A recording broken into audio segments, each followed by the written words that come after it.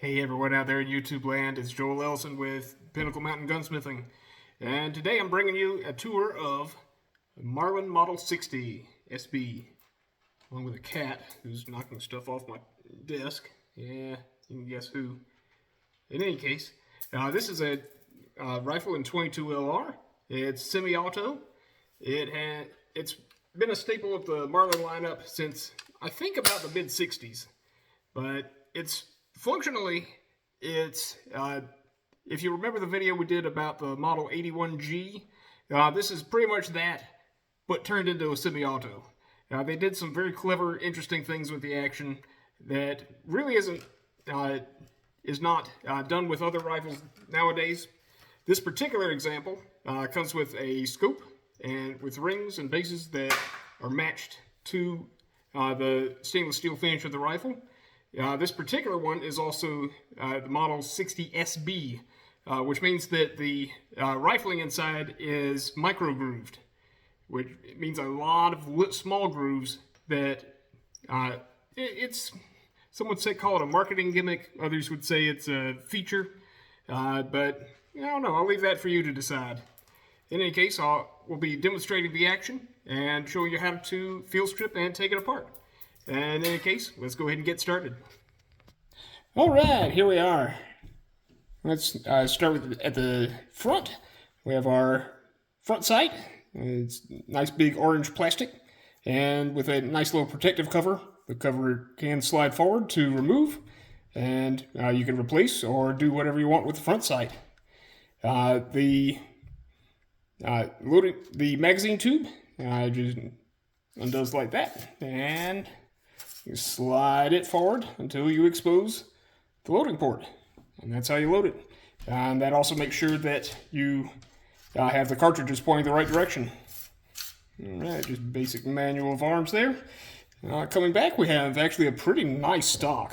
I don't know how well the light plays out on that, but it's a decent piece of wood. It's plain, but it's quite functional.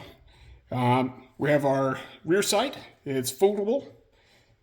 It's really not necessary with the scope there. You can't see it anyways. The scope itself is a 4x32 22 cal scope from Simmons. Basic, but it works. The action itself, I'll come back to that. We have our bolt release down here, and we have our safety right behind the trigger. Just simple push bolt. And if you see red, that's fire. And take it off, just boom. And that just blocks the trigger. And the buttstock here, it continues on going. Semi-Monte Carlo style. You got a little bit of a cutout back here for your ear pro. And nice little cheek rest. And it's really quite nice. Alright, basic manual of arms. We have our bolt back here. And you just pull it back and let it go. It'll stop right there. In order to close it the rest of the way, you have to push the bolt release, and it does like that. Now, in order to lock the bolt back administratively, you can either do that, or to fully lock it back, you can pull it and then push the bolt handle in, and that locks it into the side of the receiver, all the way back there. Once you pull that back, it falls back to that position, and falls back in right there. All right. Now, in order to load this, you're going to want to actually have the bolt brought back to there, and open the magazine tube. Now, if you don't have it back open, the bolt open, when you load it, you will have a malfunction, which is actually a little bit tough to clear, but let's go ahead and drop in our dummy rounds, just for demonstration purposes. Oops, if I can avoid knocking things off with the magazine tube there. It's a little bit difficult to do on camera. A lot more difficult than in person. And you can knock more stuff off. There we go. There we go. Let me use my left hand here to load it. And just a few rounds for demonstration purposes. Slide the magazine tube back in. And boom. We'll lock it in. And once we slide the get the bolt back forward, we can pull it back, and we're loaded. All right, and now the bolt, you can either cycle it out or you can fire and do what it's intended for. And right there, and we have our magazine lifter. You can probably see it in there. Yeah. And that loads it straight into the chamber. And eject. And once we're empty, it locks back to there. All right, I'll show you how to take this apart. Stand by. All right, in order to field strip this particular rifle, our first step is to, of course, lock her back, make sure she's unloaded, and which we are. And let's go ahead and drop the bolt. And there we are. Now we have 2 screws to take out. This one up here, and this one right behind at the rear of the trigger guard. Not this Phillips head screw, but just this regular flathead. I'll go ahead and do that one first. Sometimes get asked whether there's a whether it makes a difference how tight you get these. Just make sure the rifle doesn't come apart, and just enough so that you don't break the stock or the receiver or strip any screws. Somewhere in between there is just fine. There are some rifles where it makes a difference. This is not one of those. All right, we can go ahead and take this larger headed bolt out. Boom, right there. And from there, we can just go ahead and lift the stock off. Ta-da! There's the stock, and we have our trigger inside here. And that's just pretty straightforward. Just a little nubbin and a return spring. And yeah, those 2 screws we're screwing into this back here and this hole up here. They're the same thread, but very different heads and very different lengths, of course. From there, we can take off the kind of the bottom action bits from here. And that's just a pin right here that I'm removing. It's a plastic pin. So yeah, don't be too harsh on this particular one. But yeah, it just unhooks from this little nubbin up here. And that's our hammer.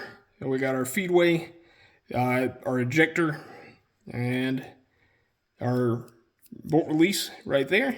That's what it stops on, and that's what it releases with, along with its return spring and the spring for the cartridge elevator right here.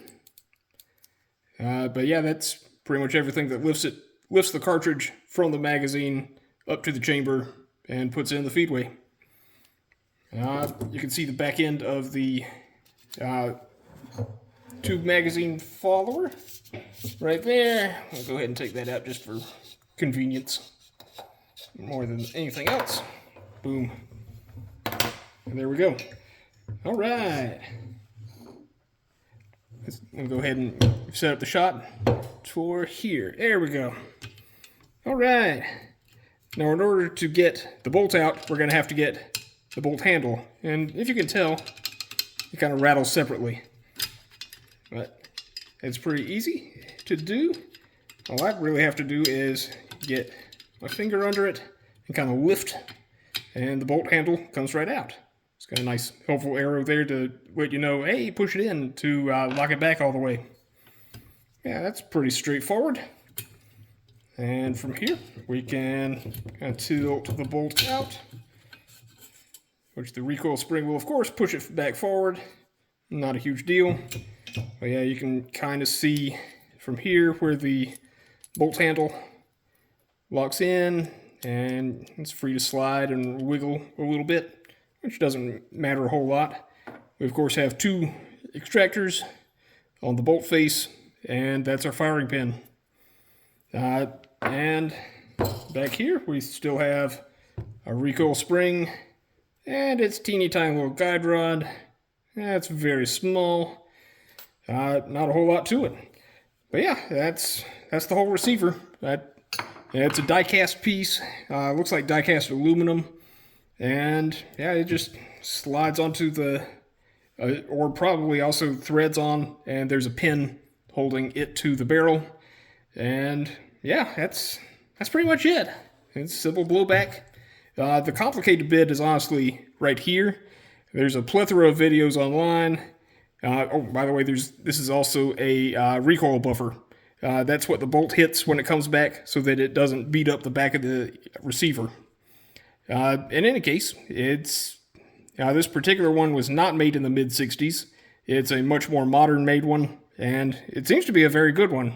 I haven't shot it for accuracy yet, but it seems to be well built. The rifling looks very good inside. There's very little wear on it. When I picked it up, it was just dirty. That was it. This is very much, if you think this looks dirty, you should have seen it before I picked it up. And yeah, it was very nasty.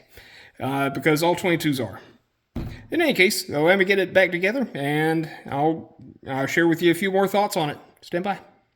Okay, just for demonstration purposes, here's what happens when you have rounds of the magazine tube and you have the bolt closed. Here's what happens. That particular one worked, but usually you get a round nosediving in there. Yeah, here we go. You see it, but you see the underside, and yep, right there's the elevator working. I don't know if I mentioned it before, but the standard capacity on this particular rifle is 15 rounds, which is pretty typical for rifles of this type. Two magazine fed semi-autos. So in any case, let me go ahead and finish putting the stock back on, and we'll share a few more thoughts. Stand by. All right. Well, if you think this is a neat rifle, and if you're seeing this before May 17th and 18th, 2025, feel free to come by and see us at the gun show at Pickens at the Market at the Mill, and we'll be there with bells on. We'll have a table set up, all kinds of guns to sell, and if you'd like to support us directly, feel free to make an appointment with us. In any case, this has been Joel Ellison. If you have enjoyed this video and want to continue seeing more guns like this, feel free to subscribe, comment, and feel free to share with your friends. And if you enjoyed it, then odds are you'll enjoy more of our content. Feel free to check out some of the videos you'll see on your screen right here and here. But in any case, I'll see you next time. Bye.